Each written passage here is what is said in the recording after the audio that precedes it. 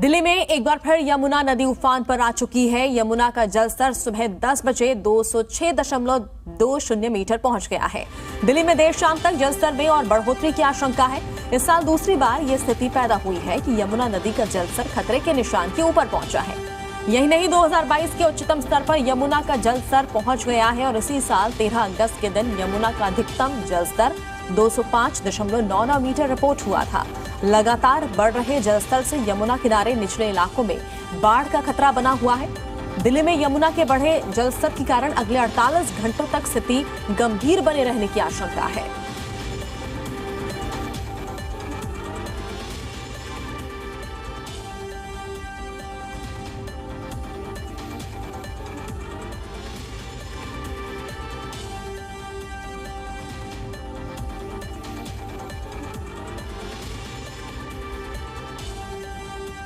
और हमारे सहयोगी तरुण कुमार की एक खास रिपोर्ट देख लीजिए। दिल्ली में एक बार फिर से यमुना नदी उफान पर पहुंच चुकी है। खतरे के निशान से ऊपर दिल्ली में बह रही है यमुना। सुबह के वक्त 205.18 मीटर यमुना का जलस्तर नापा गया है। स्केलिंग के जरिए मैं आपको एस्टेब्लिश करना चाहूंगा, ये स्केल है 206.224 मीटर का और इस समय जो यमुना का जलस्तर है वो इससे महज पॉइंट दशमलव ही पीछे है, 206.18 मीटर ही है।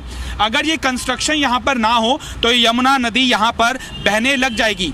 ये आप जो तस्वीरें देख रहे हैं यमुना के ऐतिहासिक लोहे वाले ब्रिज की तस्वीरें देख रहे हैं, जहां पर एक लेयर पर तो ट्रैफिक का ऑपरेशन होता है और दूसरी लेयर के ऊपर रेलवेज का ऑपरेशन होता है। और लगातार अगर स्थिति गंभीर बनी रहती है 48 घंटों तक तो यहां पर सामान्य जो ट्रैफिक की आवाजाही है उसको भी रोक दिया जाता है और रेलवे का ऑपरेशन भी रोक दिया जाता है। हालांकि अभी तक ये नौबत नहीं आई है।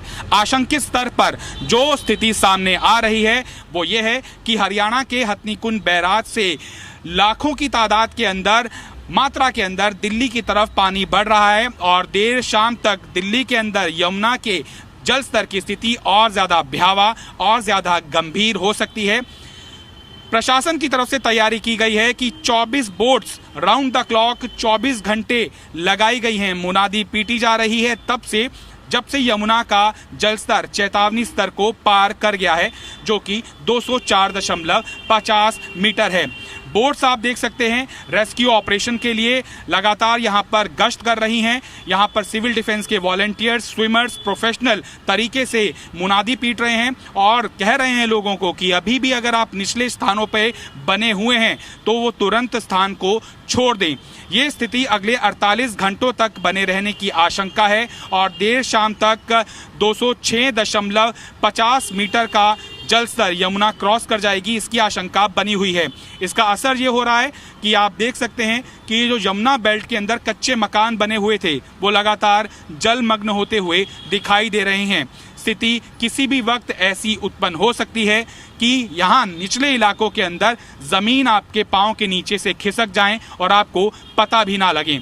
लगातार जो फ्लड इरिगेशन डिपार्टमेंट है और डीडीएमए की टीम है, जब भी इस तरह की आपात स्थिति पैदा होती है तो डीडीएमए एक्टिवेट हो जाता है और जो भी सरकारी प्रशासनिक अमला है वो उनके अधीन ही उनके दिशा निर्देशों के ऊपर काम करता है। 48 घंटों के बाद भी अगर स्थिति के अंदर इम्प्रूवमेंट नहीं होती है तो यमुना बैंक्स के आसपास शेल्टर्स लगा दिए जाते हैं ताकि लोगों को ज़्यादा खाने पीने की समस्या उत्पन्न ना हो। अगले 48 घंटे अहम हैं यमुना के खतरे पे निशान के ऊपर बहने के। उसके बाद चूंकि बरसात रुक गई है, स्थिति सामान्य होने की आशंका है, लेकिन 48 घंटों तक खतरा बना रहेगा। वीडियो जर्नलिस्ट गौतम के साथ तरुण कुमार, जी मीडिया, दिल्ली। हथनीकुंड बैराज से 3 लाख के लगभग पानी यमुना नदी में छोड़े जाने से इंद्री हलके में बाढ़ की स्थिति पैदा हो गई है। हजारों एकड़ में ये पानी घुस गया है, जिसकी वजह से किसानों को भारी नुकसान उठाना पड़ रहा है। किसानों ने आरोप लगाया कि समय रहते पानी छोड़ने की जानकारी नहीं दी गई, जिससे उनके खेतों में रखा इंजन, पानी की मोटर और डीजल खराब हो गया है।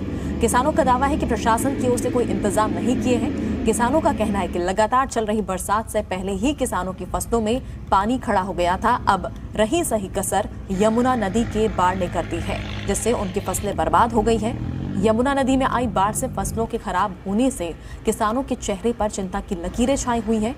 तो वहीं इंद्री विधायक रामकुमार कश्यप ने मौके पर पहुंचकर किसानों को स्पेशल गिरदावरी करने का आश्वासन दिया है।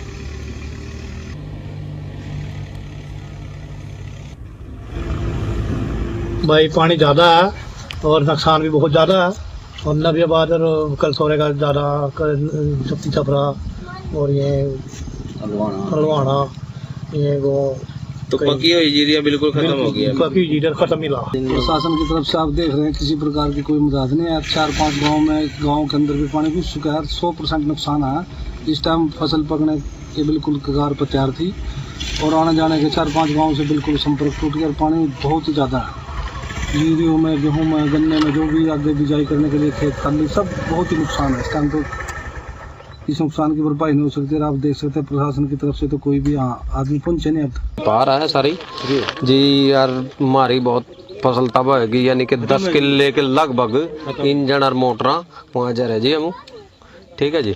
और हमें बहुत परेशानी आ जी, हमारा तो सारा ही सिस्टम गोल हो गया, सारे खत्म हो गया। क्या फसल लगा रखी थी आपने? गन्ना है, कुछ जीरी भी है। गन्ना तो चल कुछ नहीं है, पर जीरी तो हमारी तबाह हो गई। अच्छा, हाँ जी। तो अब क्या सामान आप सुरक्षित स्थान पर बस ऐसा है, तेल पेल हो जैसा तेज पेल हो, जो पाइप सामान पड़े मरे हुए उसकी हम उसकी देखभाल करने के लिए जाते हैं जी। लगभग एकड़ जमीन जो है कसरौर काम की है और सारी ये जलमग्न हो गई। अब जैसे अभी एक किसान नीचे गया था, यहाँ पे जीरी है, अब वो कम से कम इतना पानी था उसका, 5 फुट पानी में तो जीरी पाट गया। तो इसमें कम से कम 7-8 फुट ये पानी आ रहा है। तो मतलब जब 7-8 फुट पानी आएगा ऊपर से आगे आएगा तो मैं समझता हूँ फसल तो नहीं बच पाएगी। फसल का 100% ये नुकसान हो गया। तो ये चिंता का विषय है हम सभी के लिए, सरकार के भी लिए, नागरिकों के भी लिए। बाकी मैं इसमें इतना ही कहना चाहूँगा, देखिएगा ये एक आपदा है, ये किसी के बस की बात नहीं है मतलब, ठीक है ना।